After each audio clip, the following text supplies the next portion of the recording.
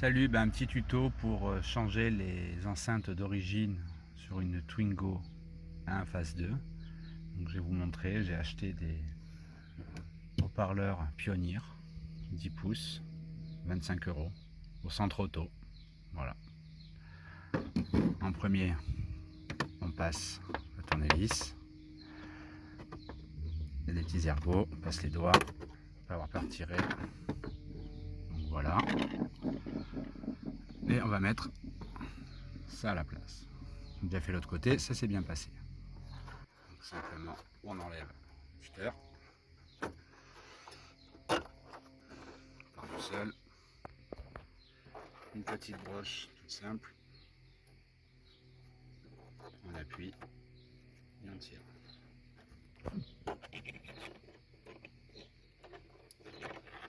Voilà. Après, au cutter, on va découper cette partie, celle-là et celle-là. Je vous reprends. Voilà, la découpe est faite.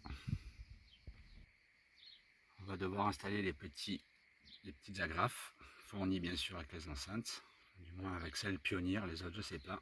Et sur la première que j'ai installée, je me suis aperçu qu'en les mettant, on n'arrive pas spécialement correctement dans l'orifice. Donc ce que je vais faire, c'est gratter un peu ici pour que mon axe du trou arrive sur cet axe là.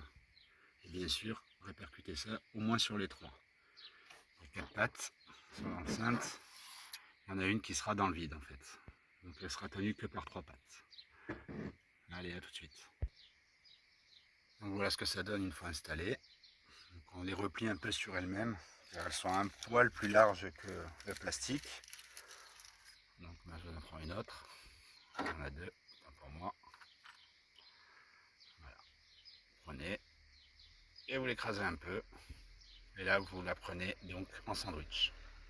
Tac, et ça tient.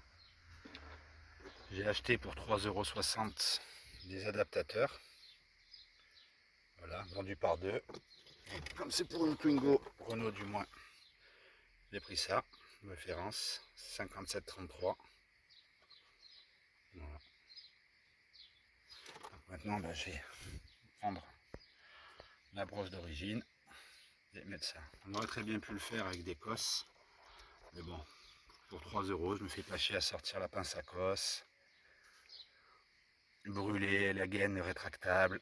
Voilà, c'est fait, on n'en parle plus. Donc pour 3 balles, je trouve que ça vaut le coup.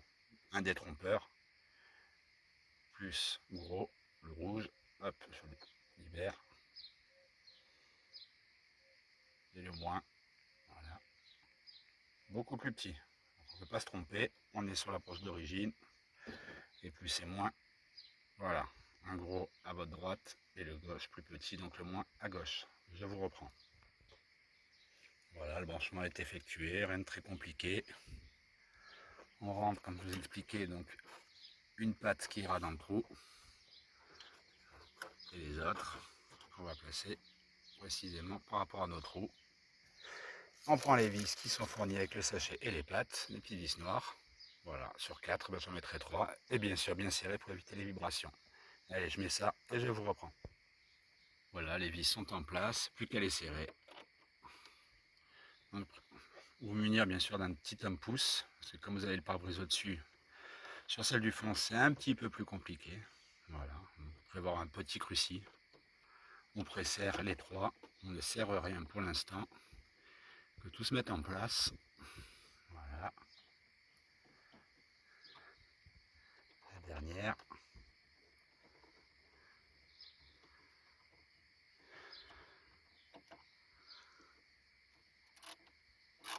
Et la dernière, on peut commencer à bien la serrer. On reprend la première.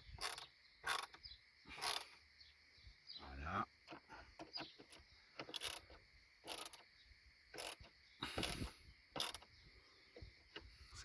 Rapproche bien les pattes les unes des autres. Ça évite les vibrations quand on conduira à fort régime. Voilà, et comme je vous expliquais, la dernière, elle est en bas, on la voit pas, elle est cachée, ça ne bouge pas. Et après, vous reclipsez tout simplement le carter de protection d'origine de la Twingo. Voilà. Voilà. Bon, après ils nous fournissent avec les carters de protection, mais de vous à moi, je préfère avoir un tableau de bord d'origine que me retrouver avec le kéké Pioneer. Voilà. Je veux juste un bon son, j'ai pas envie de faire le Cador, encore moins dans une Twingo.